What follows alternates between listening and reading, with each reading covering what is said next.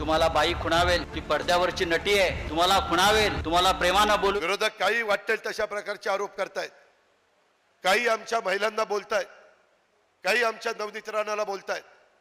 अरे बोलणाऱ्याच्या घरात काय आहे बहिणी आहे की नाही? ही कुठली पद्धत बोलायची? आपली शिकवण काय? छत्रपती शिवाजी महाराजांची शिकवण काय? आपण महिलेचा मान ठेवतो, सन्मान ठेवतो.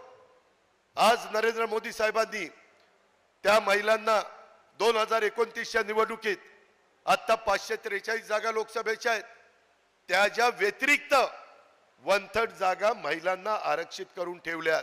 पुढच्या वेळेस तेवढ्या महिला वाढणार आहेत. आपली 288 जागा माझ्या विधानसभेमध्ये महाराष्ट्राच्या आहेत. 96 जागा 288 सोडून, तुम्हाला कुणाला वाईट वाटायला नको, आमच्या जागांवर गंडांतर आलं म्हणून सोडून